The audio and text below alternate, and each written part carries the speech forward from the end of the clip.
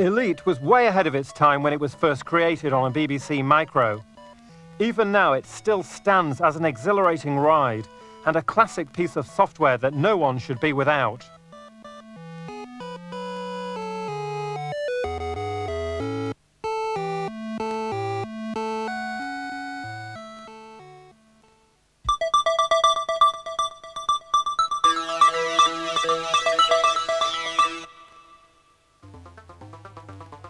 Famed for having a physique Stallone could only dream of, Conan was not always a muscle-bound savage barbarian.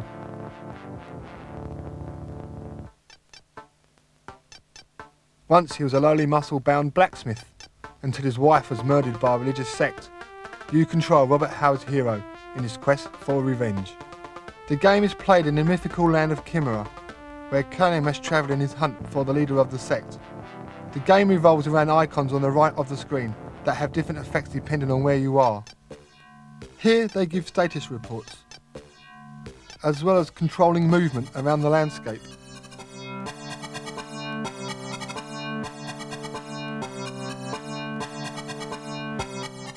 There are a lot of characters to interact with throughout the game, making for a nice strategic feel.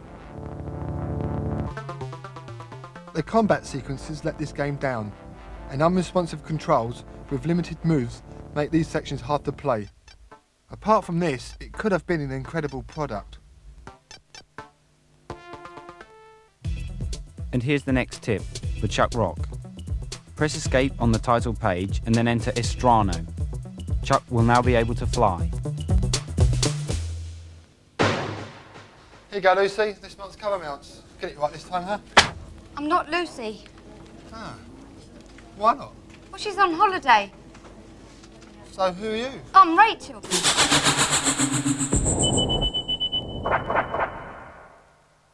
Well, this month, Lucy was going to tell us about the problem of viruses on cover mounts. But recently, I found this article in the papers which does it for me perfectly.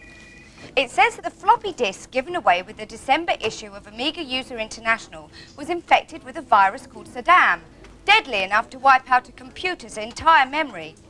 Of course, the publishers withdrew every copy as soon as they found out, but be warned, cover mounts can be hazardous to your computer itself.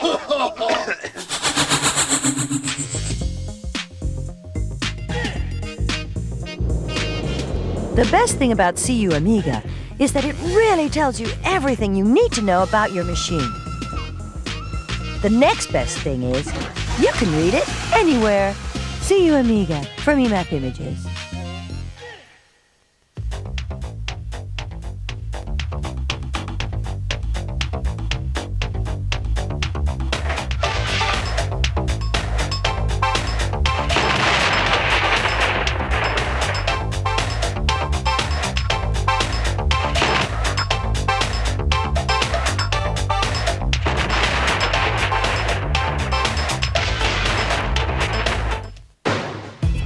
The last tip is for Robocop 2.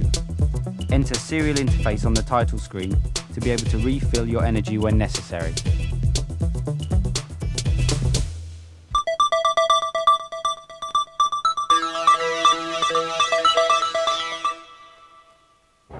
I love this game for two good reasons. One, it's brilliant, and two, the gore option. I always hated the fact that after cutting and smashing an enemy to bits, he vanished, and there was no body lying in the dirt as testimony to my swordsmanship. Or maybe I'm just sick. Here you get not only bodies, but arms, legs, and heads rolling, giving Moonstone the atmosphere every beat-em-up should have.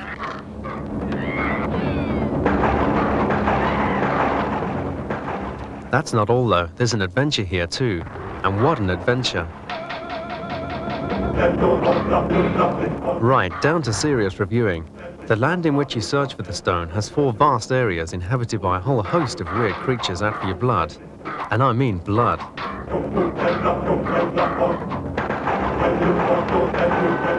In each land there's a key which will give you access to the final level, the Valley of the Gods. And along the way you can collect golden magic treasures which increase your strength. You can also build experience points to improve your prowess with a sword, and collect life points. It's worth collecting as many of these as possible, since you lose them every time you're hit. As the sales blurb says, Moonstone is so much fun, you'll die. They ain't kidding. If only all games came out this good.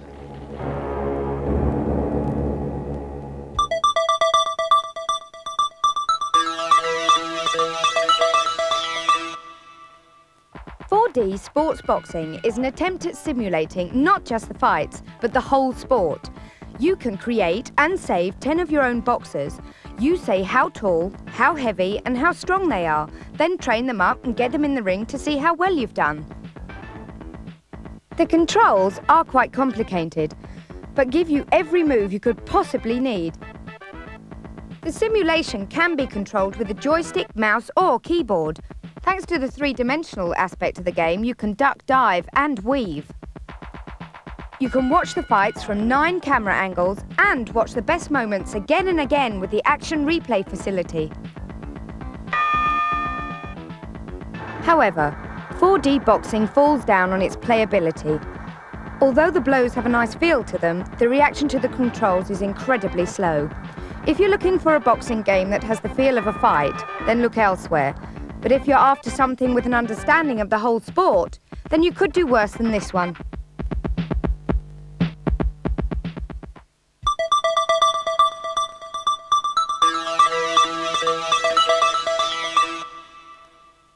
Air, Land and Sea is a compilation of 3 of Electronic Arts' leading simulations. First up is the Su-25 Soviet Attack Fighter, a long title for one hell of a good sim. You fly this advanced fighter over a series of 12 missions, ranging from photographic recon right up to full-scale strikes on well-defended bases.